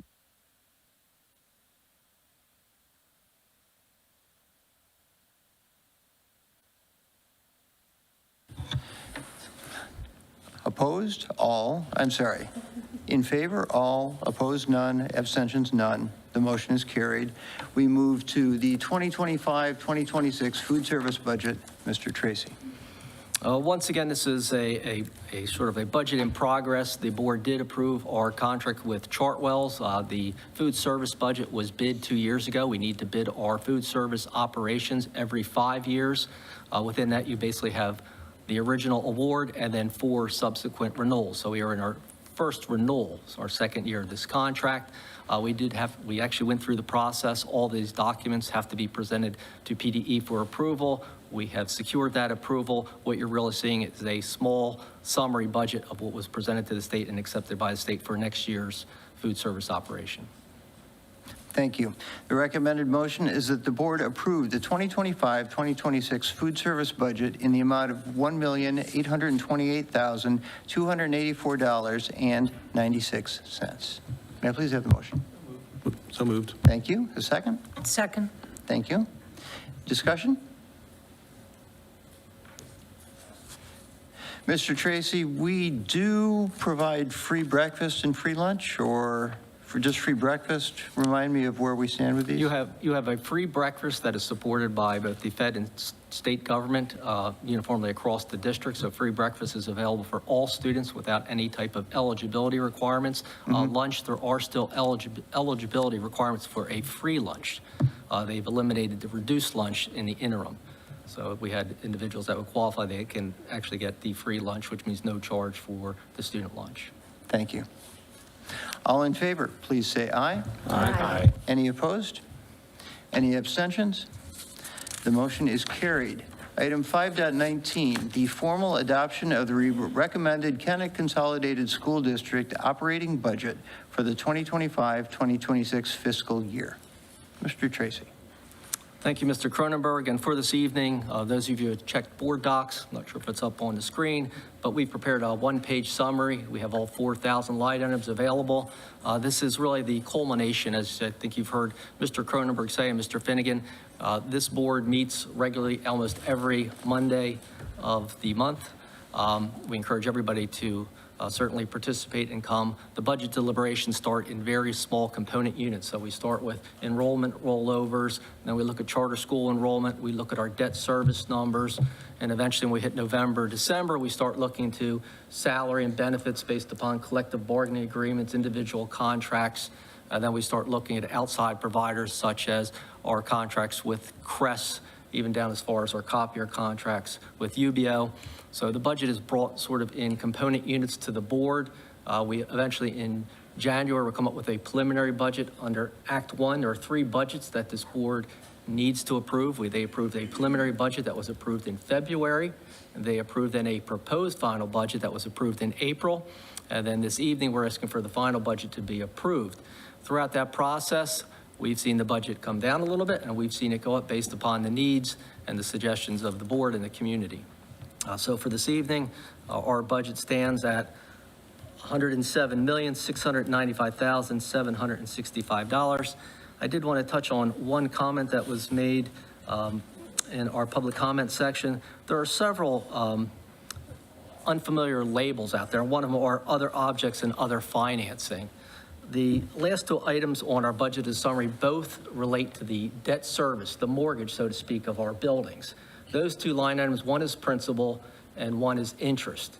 The reason why there's such a large flip in that area is because as we brought on the new debt, no different than a car payment or others, there's a significant amount of interest up front and little payments on principal. As we get further down that payment scale, we'll start seeing that switch to principal and interest.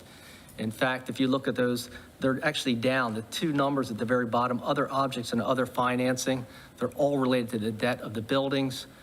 It was actually reduced by about $500,000 because as we were securing the financing over 4 bond issues for the $120 million, we actually had built in some inflationary indexes and our bonds came in at lower rates.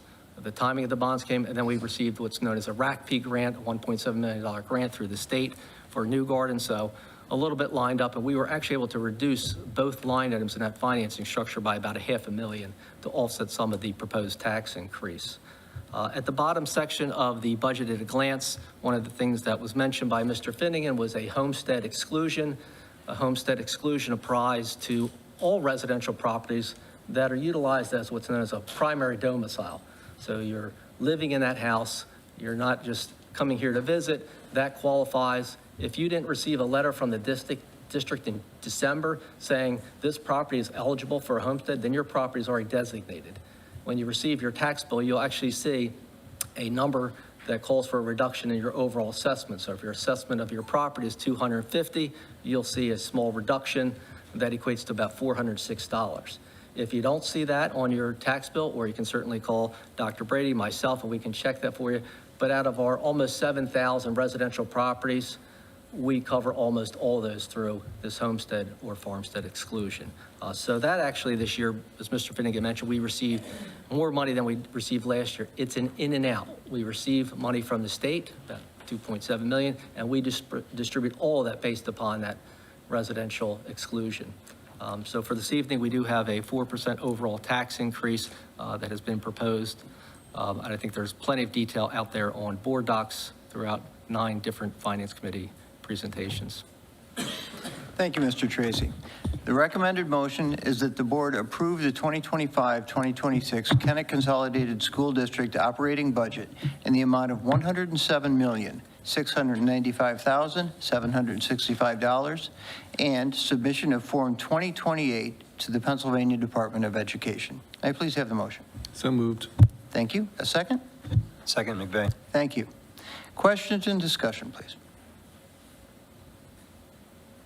No, I mean, just, we started out this budget cycle beginning of the year saying it was going to be a interesting, if not difficult year because of reductions in state revenues, the loss of half of the income, the earned income tax from East Marlborough Township, and the big one was the loss of, or the property reassessments of the empty Genesis buildings in town, which started us off with having a lot less income than we did last year. So it was an interesting year, but we got through it. Thanks to everyone. Thank you, Mr. Finnegan. Other questions or comments? I appreciate that all the work that has been done throughout the year by everybody associated with this, the business team and others. On the motion, all in favor, please say aye. Aye. Any opposed? Any abstentions? The motion is carried. We move to item 5.20, the tax resolution. The tax resolutions listed on the agenda are to support the budget that has just been approved. We have both earned income tax as well as our millage rate. Thank you, Mr. Tracy. The recommended motion is that the board adopt the following tax resolutions to support the 2025-2026 operating budget. May I please have the motion? So moved. Thank you. A second? Second. Thank you. Any questions or discussion? I would mention, and I don't enjoy voting on tax increases, and nobody does. And I think if you put yourself in the seat here, which I'm in for a few more months, it's the hardest thing to do. I've spent a lot of time in public office pushing back against tax increases. What's important in this instance, you only support, in my mind, a tax increase when you know that fiscal management is sound, when you know that each element of a budget has been gone through extensively, when you know that there's no question of waste, there's no question of a lack of dedication, and when you know that the budget has been thought through really, really thoroughly. And I think I can speak to all of those and say yes.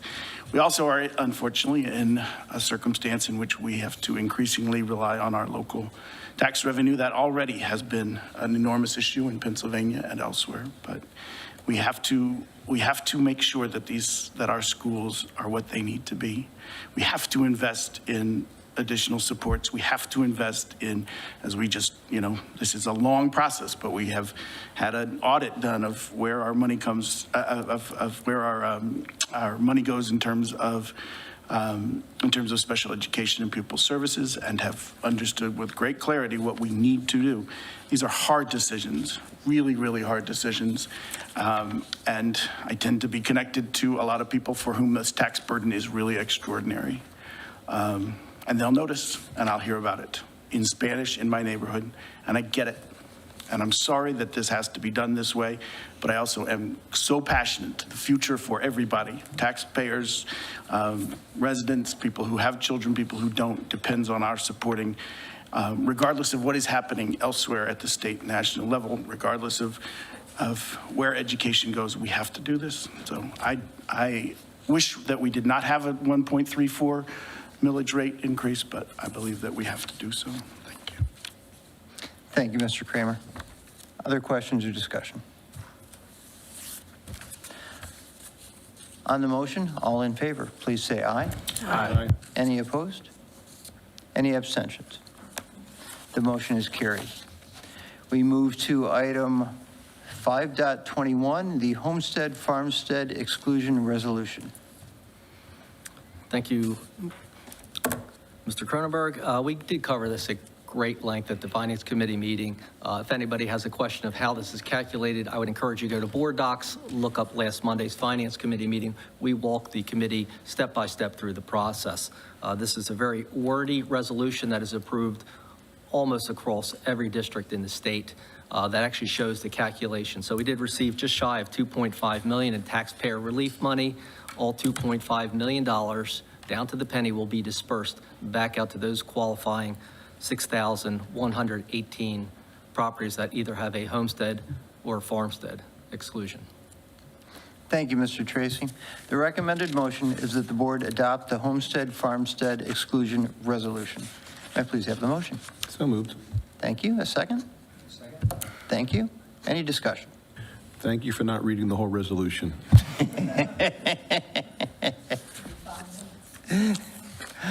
All in favor, please say aye. Aye. Any opposed? Any abstentions? The motion is carried. Mr. Tracy, 2025-2026 budget transfers. The budget transfers are an annual request that we make to the board. Our fiscal year runs July 1st through June 30th. Dr. Brady and her team will be making arrangements to close out the year during the summer months, as well as accommodating our auditors who will be in for several months during the month of August. All transfers that will need to be made to balance our books at the end of the year will be presented to the school board in September for approval. Thank you. The recommended motion is that the board grant authorization for the administration to make transfers in the 2024-2025 general fund budget after June 30th, 2025, with subsequent ratification by the board. May I please have the motion? So moved. Thank you. A second? Second. Thank you. Any discussion? Just a question, Mr. Tracy, what are a couple examples of that happening? Most of them will have to do with accruals and deferrals throughout the year as we close out such things as federal programs, state subsidies. We'll need to actually accrue or defer revenues and expenses for that matter as we pay our teachers, throughout the summer.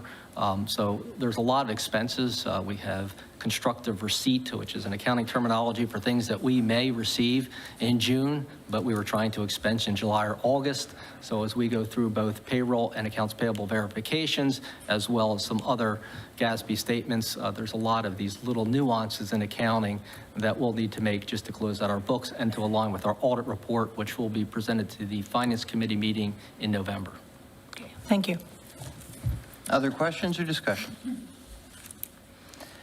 On the budget transfer motion, all in favor, please say aye. Aye. Any opposed? Any abstentions? The motion is carried. We move to 2025-2026 cafeteria prices.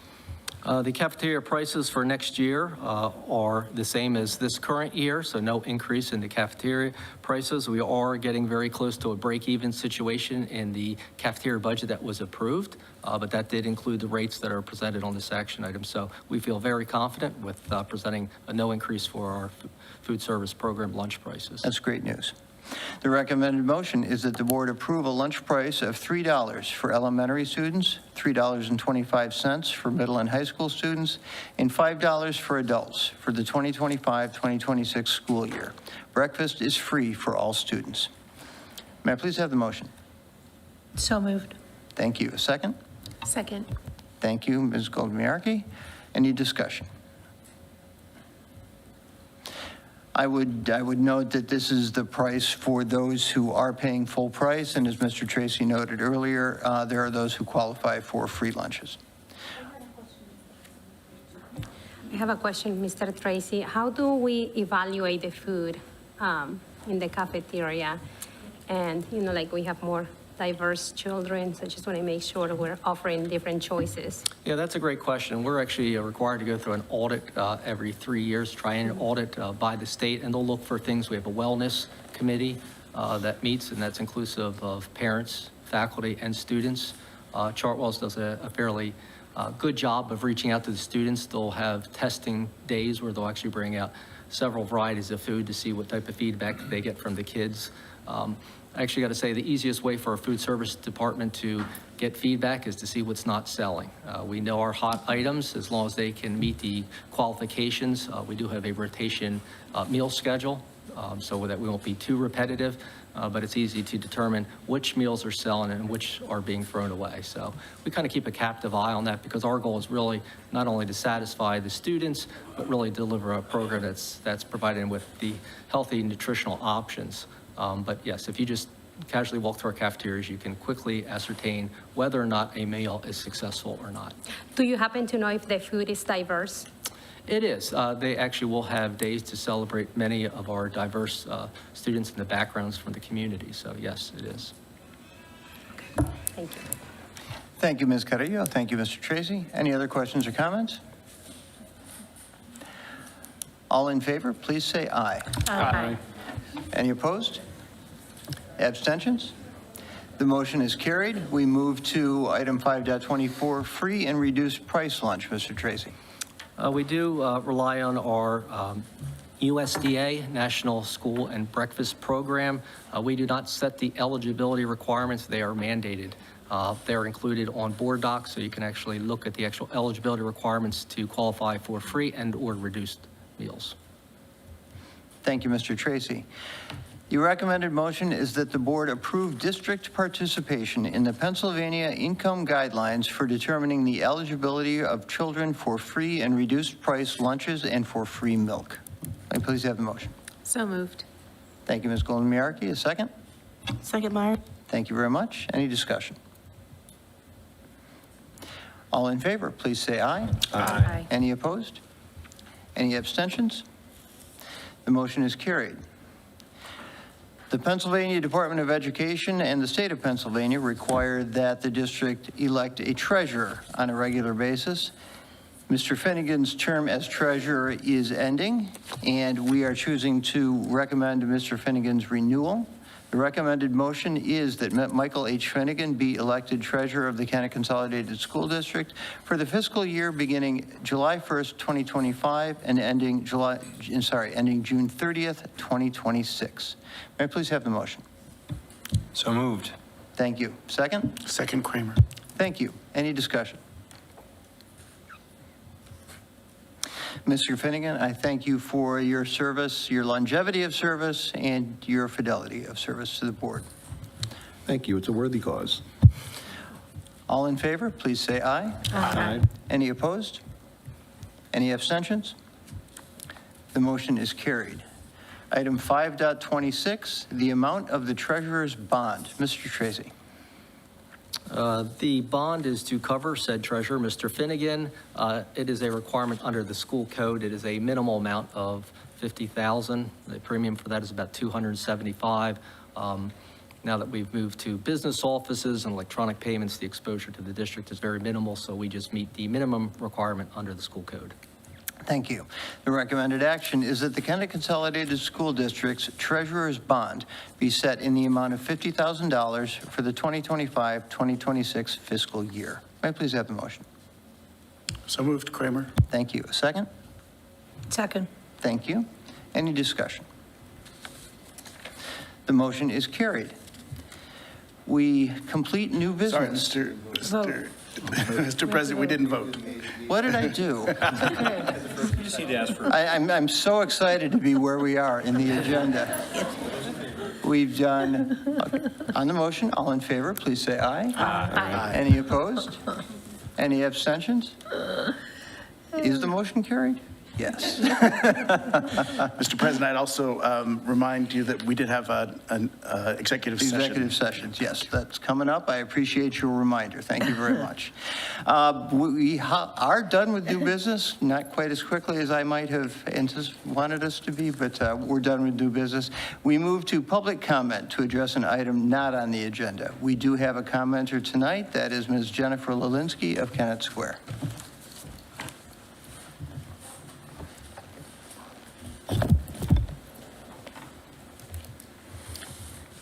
Good evening, Dr. Rizzo-Saunders, President Cronenberg, school board, Kennett staff, parents, and community.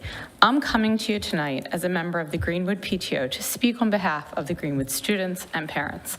I have 3 children in Kennett, twins at the Kennett Middle School, and a 4th grader at Greenwood. I work as a building substitute at Greenwood, and I've been involved in the PTO for 6 years, currently serving as co-president. Compared to the other elementary schools in the district, Greenwood has the largest school population, while being provided the fewest resources based on student-staff ratios. This has been happening for years, and I must finally speak out tonight. We are asking for equity across schools. About 130 first graders are headed to Greenwood next year, while approximately 60 are headed to Bancroft. Greenwood is bursting at the seams, and this was well before construction started, but that has only exacerbated the problem. While Bancroft has empty classrooms, space for sensory rooms, Greenwood staff are working in closets and on the stage. How is this equitable? We keep being told it's only 1 year, as if it isn't an important year for the students at Greenwood. The class of 2033, whose size should not be a surprise to anyone, will be entering 5th grade, knowing nothing but turmoil while at Greenwood. These are students who lost kindergarten due to COVID, students who started 1st grade with class sizes of 21 plus as 1st graders, wearing masks, losing countless educational days due to quarantines, students who were sent home multiple days in 2nd grade when we couldn't flush the toilets at Greenwood because the well ran dry. Students who, when they were in 3rd grade, missed a week of school as the school was locked down to an escaped convict in their backyard. Students who in 4th grade are now experiencing construction and a lack of recess, and now 4 principals in 5 years. They also will go into 5th grade with 26 students in their classroom, and they may be losing a trusted counselor who has turned to them, who they have turned to get them through these years of turmoil and uncertainty. I and the other Greenwood parents have many questions about the lack of resources, planning, and foresight. Why, when it was known that Greenwood was overcrowded and about to experience the chaos of construction of the new school, were additional specialized classes added to Greenwood? When classroom space and parking were already strained, why was the burden of Greenwood increased while classrooms sat empty elsewhere? Why was there no foresight and planning to have a playground ready for the students at the start of the school year? Poor planning led to Greenwood students missing over an entire month of outdoor recess time. Regarding the plans for next year, it may seem easy to tell these 5th graders that it's only 1 year and to just get through it with 26 students in each classroom. I'm not sure you're aware what happens when a teacher is absent. Oftentimes, there's no substitutes available. This shortage is why I started subbing at Greenwood. But when no sub is available, the class is split among other classes.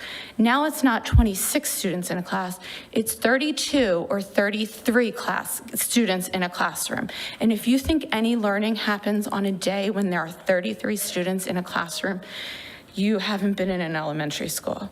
I wish this was a rare occurrence, but it happens multiple times throughout the year.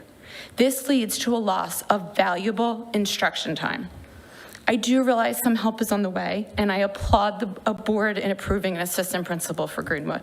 As this just happened tonight, I do not know the planned path for filling this role.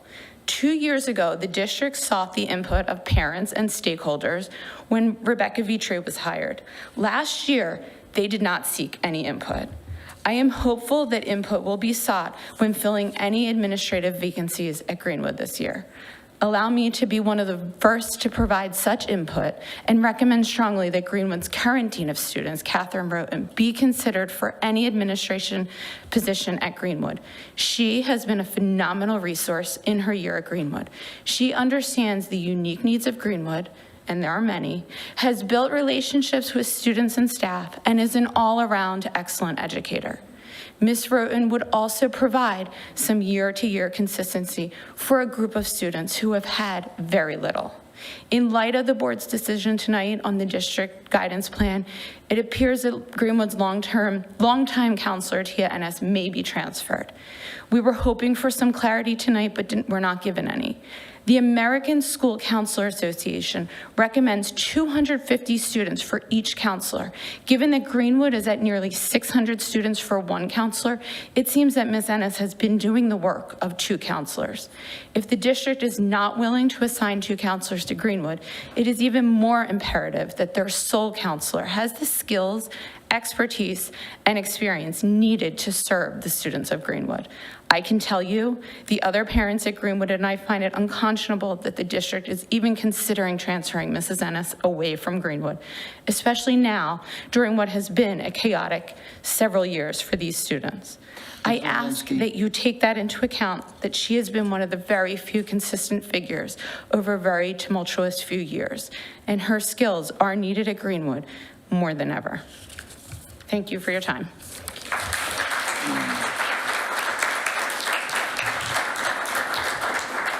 Ms. Zelensky, thank you for your remarks, and thank you for your service as a teacher. We appreciate that. And I should have said the same thing to you, Ms. Keach. We appreciate all teachers. We move to the calendar of events. There's not much left, which is a nice thing. As Mr. Kramer mentioned, I do want to announce that we had executive sessions on June 2nd from 5:30 to 6 o'clock to discuss a personnel issue. We had an executive session tonight from 6 o'clock to 6:55 to discuss confidential student issues and personnel issues. Coming up, Wednesday is the last student day. Friday, as mentioned, is graduation, scheduled for 6 p.m., scheduled for no rain, we hope. We're looking forward to that one. Next Monday, June 16th, is a curriculum committee meeting at 7 p.m. Tuesday, June 17th, is the last teacher day. The district is closed on Thursday, June 19th for Juneteenth, and our next regular school board meeting is on July 14th. Is there any further business from the board? For those of you who have been sitting the entire time, get up slowly. Your muscles may no longer remember how to work. Thank you for your attendance tonight. We are adjourned.